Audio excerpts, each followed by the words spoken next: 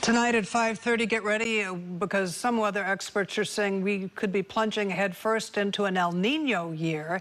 More record-breaking weather might be coming. Last year's El Niño brought wild, really wet conditions which hammered the state. KRON 4's Teresa Estacio has more on what this year's projection could mean for Bay Area residents. Flooding, mudslides, several atmospheric rivers. Bay Area residents experienced a wide range of harsh weather conditions last year. El Niño was predicted to be drier than normal, and we got hammered. Jan Knoll is a meteorologist and professor at San Jose State University.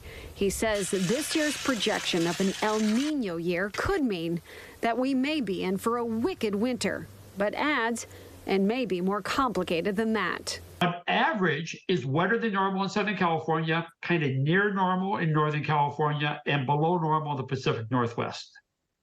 But again, that's looking at an average, and the models of what the ocean temperatures, which define El Niño, are going to be, is that we're going to be into one of the stronger categories, either strong, possibly edging into the very strong category. 2 out of the 3 past El Niño years did bring a heavy deluge of water, but the rains were stretched over a long period of time. And because of that fact, they did not deliver major flooding. Sometimes, the El Niño doesn't get the memo. It's a little bit farther out into the Western Pacific or the Central Pacific. And so that changes the jet stream pattern. And the jet stream pattern defines the storm track and how wet or dry different parts are, on the West Coast and even across the southern tier of states. Bottom line, Knoll says no matter what, residents, state, as well as local water districts need to be prepared to face whatever happens, be it a drought year or another record-shattering winter. I know I've used the analogy before that, El Niño is sort of like the superstar of the team. It's the Steph Curry.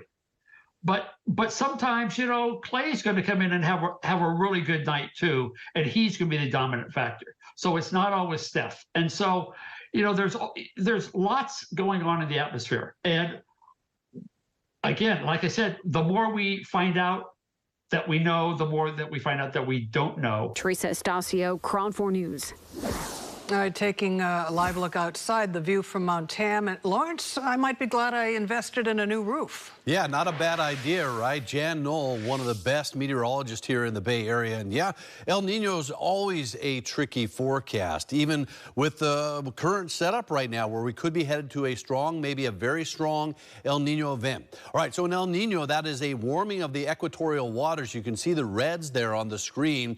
Things are really beginning to heat up in the equator, and we think they're headed in the right direction to possibly crest above 2 degrees. That is a very strong El Niño event. And you can see here's the latest forecast from some of the models. You see that one purple line there in the middle there. That is showing the average forecast. That may be cresting just above 2 degrees. That is a very strong El Niño event. But every year is different. We had a year back in 97 and 98. That season we had a very strong El Niño. You see the areas in green? Well, that is much of California. We had way above normal rainfall. It was an incredible year of floods and damage in much of California. All right, we had a similar El Niño with warm temperatures over 2 degrees. That going back in 25 and 2016. Some scientists were calling for the Godzilla of all El Niños. And guess what happened? Yeah, not much rain at all. So really, these are tricky forecasts in the long range. Here's the long range forecast currently from NOAA. And right there, you can see as of right now, we are looking at equal chances of normal precipitation here in California. So there's a long way to go. Always very tricky making these long-range forecasts, Catherine. There's so much to go along with that. And of course, another factor that not many people are mentioning, the Hunga Tonga volcano that erupted underneath the ocean surface last year ejected some 10% of the amount of vapor, water vapor, into the atmosphere. That water vapor is still circulating the globe. How that might factor into this coming season is still a big unknown.